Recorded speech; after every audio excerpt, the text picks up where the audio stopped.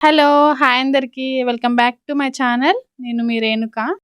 చూస్తున్నారు గదా! ఎంత బావుందో. నేను నా దగ్గరున్న డ్రై ఫ్రూట్స్ ఏసుకొని టేస్టీగా చేశాను. టేస్ట్ చాలా వచ్చింది. పుల్ల పుల్లగా, తీయ తీయగా ఉంది. దీని ప్రిపరేషన్‌లోకెళ్ళిపోదాం రండి. ఫస్ట్ పావు కేజీ గ్రేప్స్ తీసుకొని ఇలా సెపరేట్ జేసుకోండి. ఈ గ్రేప్స్‌ని 10 నిమిషాలు సాల్ట్ ఏసిన వాటర్‌లో నానబెట్టుకోండి. నానబెట్టుకొని కడుక్కోవడం వల్ల గ్రేప్స్‌కి ఉన్న పెస్టిసైడ్స్ అన్నీ క్లీన్ అయిపోతాయి. తర్వాత ఒక 2, 3 టైమ్స్ క్లీన్‌గా వాష్ చేసుకొని ఏమైనా కుళ్ళిపోయినయి ఉంటే పక్కన పెట్టేసి శుభ్రంగా కడిగిన గ్రేప్స్‌ని ఒక గ్లాస్ వాటర్ ఏసుకొని బ్లెండర్‌లో వేసుకొని బ్లెండ్ చేసుకోవాలి. మంచిగా తొక్క లేకుండా బ్లెండ్ అయిపోయేటట్టు చూసుకోండి. నేను ఇక్కడ ఒక వైట్ క్లాత్ తీసుకున్నాను. వైట్ క్లాత్‌లో జ్యూస్ మొత్తం ఏసేసి 4 సైడ్స్ పట్టుకొని స్క్వీజ్ చేసేస్తే అందులో ఉన్న జ్యూస్ అంతా వచ్చేస్తది. స్క్వీజ్ చేసి గట్టిగా పిండేయండి. గట్టిగా పిండితే ఆ గుజ్జు అనేది సెపరేట్ అయిపోతది. ఇప్పుడు ఆ జ్యూస్ తోటి మనం హల్వా చేసుకుంటాం. ఇదిగోండి చూస్తున్నారు కదా సెపరేట్ అవుతుంది. ఇలా గట్టిగా స్క్వీజ్ చేసేస్తే గుజ్జు అనేది సెపరేట్ అయిపోతుంది. ఇది ప్యూర్ రా గ్రేప్ జ్యూస్ అండి. దీంతోనే మనం ఇప్పుడు హల్వా చేసుకుంటున్నాము. దీన్ని ఇలా తాగేయాలంటే కూడా తాగేయచ్చు.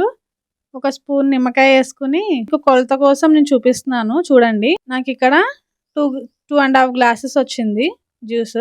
ఈ 2.5 గ్లాసెస్ లో 1 గ్లాస్ కార్న్ ఫ్లోర్ వేసుకోండి. ఒక గ్లాస్ కార్న్ ఫ్లోర్ వేసుకొని ఉండలు లేకుండా తిప్పుకోండి ఒకసారి.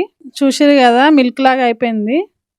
2.5 గ్లాసెస్ గ్రేప్ జ్యూస్ కి 2 గ్లాసెస్ షుగర్ తీసుకుంటున్నాను. 2 గ్లాసెస్ షుగర్ కి 1 గ్లాస్ వాటర్ వేసుకొని బాయిల్ చేసుకోండి. ఈ షుగర్ బాయిల్ అవ్వే లోపు మనం గాజు బౌల్ కి గీ రాసుకుందాము.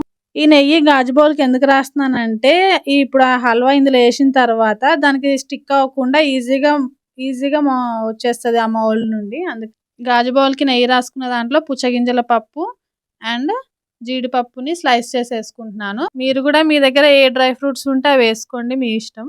నేను ఇది రెడీ చేసి పెట్టుకున్నా. చూస్తున్నారు కదా జీడిపప్పు ఎంత చిన్న చిన్న ముక్కలుగా స్లైసెస్ వస్తుందో. ఈ డ్రై ఫ్రూట్ స్లైసర్ మీద నేను ఆల్రెడీ ఒక వీడియో చేశాను. అది నేను డిస్క్రిప్షన్ లో లింక్ ఇస్తాను, చూడండి. నచ్చితే మీరు కూడా వెళ్ళి కొనుక్కోండి. తక్కువ ప్రైస్ లోనే ఉంది, రీజనబుల్ గానే ఉంది. నెక్స్ట్ కడాయిలో షుగర్ వేసి బాయిల్ చేసుకున్నాం కదా, అది కొంచెం తీగపాకం వచ్చే వరకు కుక్ చేసుకోండి. అది పక్కన కుక్ అవుతూ ఉంది కదా. ఇప్పుడు చూడండి, అంటే ఈ పాకం ఇప్పుడు ఎట్లా రెడీ అయింది అని చూసుకోవాలంటే ఇక్కడ తీగ అనేది ఇలా ఉండాలి. ఇట్లా 2 ఫింగర్స్ తో ఇట్లా అంటే తీగ అనేది నిలబడాలి. ఇక్కడ చూడండి నాకు ఇంకా నిలబడలేదు. సో అందుకే నేను ఇంకో 2 నిమిషాలు కుక్ చేశాను. ఇదిగోండి ఇప్పుడు చూడండి, ఇప్పుడు నిలబడుతుంది కదా తీగ అనేది. ఇట్లా ఉండాలన్నమాట. ఇప్పుడు పాకం రెడీ అయినట్టు. ఇప్పుడు సిమ్ లో పెట్టేసుకొని మనం ఇందాక గ్రేప్స్ కార్న్ ఫ్లోర్ మిక్స్ చేసుకున్నాం కదా, ఆ మిక్స్ ని ఇందులో వేసేయండి. ఇందులో వేసి తిప్పుతూనే ఉండండి, కంటిన్యూ తిప్పుతూనే ఉండాలి. సిమ్ లో పెట్టేసుకుని తిప్పుతూ ఉండండి గరిటెతోటి. మీరు తిప్పడం ఆపేస్తే మాత్రం అది అడుగంటేస్తుంది, పాడైపోతుంది. ఇక చూడండి దగ్గర పడుతుంది కొంచెం కొంచెంగా. అట్లనే తిప్పుతూ ఉండాలి. ఒక్క 5 మినిట్స్ అలా కుక్ చేసుకుంటా ఉంటే దగ్గరకు వస్తుంది. ఇప్పుడు కలర్ కోసం నేను ఆరెంజ్ ఫుడ్ కలర్ తీసుకున్నాను. యాక్చువల్లీ గ్రీన్ గ్రేప్స్ కాబట్టి గ్రీన్ కలర్ వేసుకుంటే ఇంకా బాగుండేది. కానీ నా దగ్గర ఈ కలర్ అవైలబుల్ ఉంది కాబట్టి నేను ఇది వేసుకున్నాను. మీరు గ్రీన్ కలర్ వేసుకోండి, బాగుంటుంది, చూడ్డానికి కూడా బాగుంటుంది. అలా తిప్పుకుంటా ఉండండి. ఇప్పుడు ఒక స్పూన్ నెయ్యి వేసుకోండి ఫ్లేవర్ కోసం. అండ్ అలాగే కొన్ని జీడిపప్పు పలుకులు వేసుకోండి.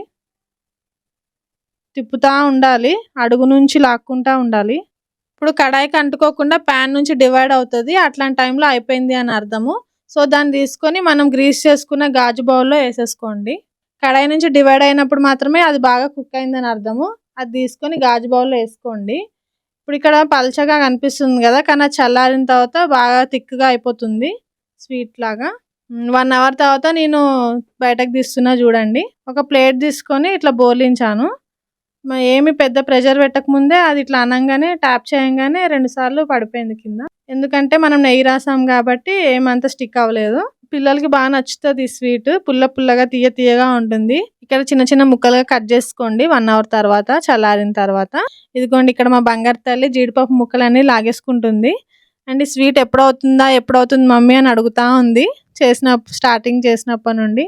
ఇదిగోండి చూస్తున్నారు కదా, సాఫ్ట్గా మెత్తగా పుల్లగా తీయగా మిక్స్డ్ ఫీలింగ్ ఉంటుంది హల్వా తింటుంటే.